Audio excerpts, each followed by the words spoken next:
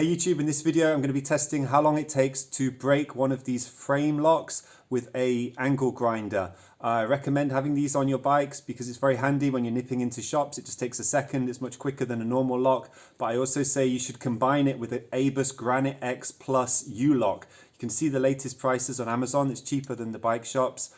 For the ABUS Granite X Plus, the steel is much harder than other U-locks in my experience, so they take longer to break.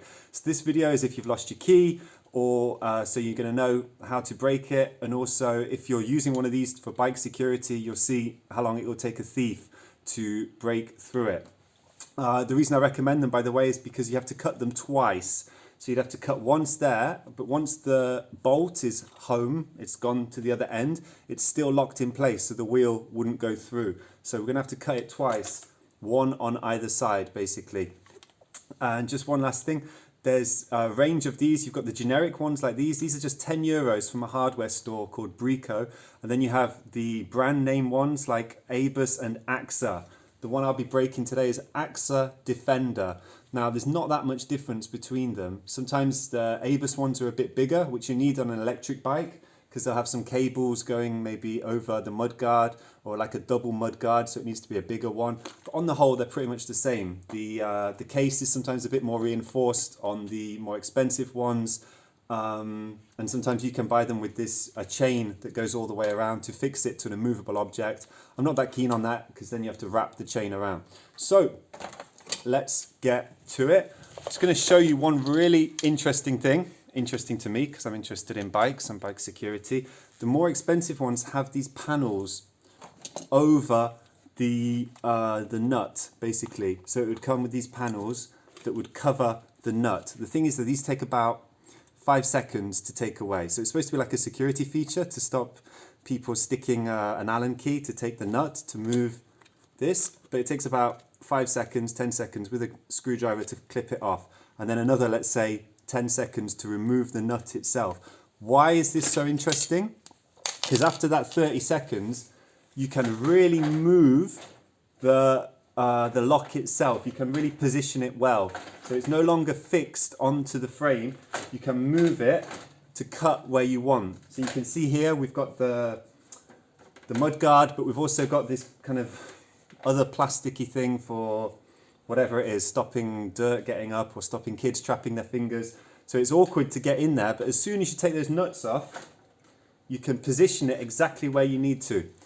Okay, so I've been told in previous videos I have to wear a mask to stop the fumes, I have to wear the eye goggles, I've got the gloves. I had to buy a new battery for the angle grinder, it cost 50 euros because I hardly use this, maybe just a few times a year. So, and I need to time how long it takes. So I'm starting the timer. We're going to add 30 seconds later on. Timer's on.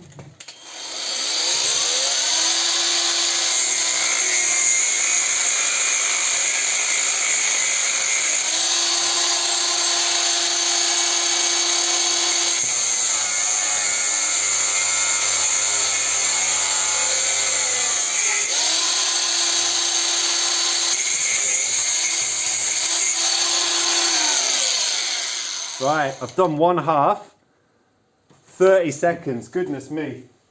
The fumes are pretty bad. I think I damaged the frame slightly, so that would affect the resale value. No way, the whole thing came off. So very disappointed, the whole thing came off in 30 seconds. On the other ones, you had to cut it twice. Now I have to cut this cable that came with it that goes into the side for the immovable object. So we're going to time that. We'll add that onto the timer.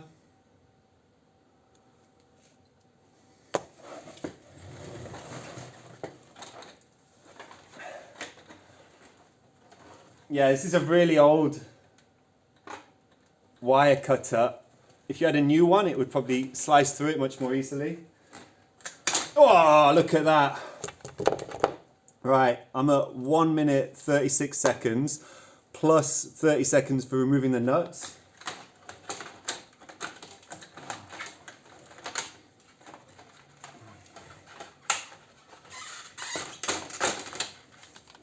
Gone.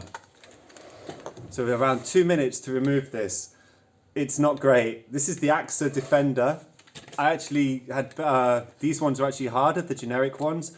So the problem is now, if you use one of these outside a shop or something, someone can lift up the back of the bike slightly and just walk with it. So you can use it outside a shop for just a minute or two, but if you leave it much longer, someone can lift up the back of the bike and pretend they're walking with it, but the back wheel's off so people can't see it's blocked.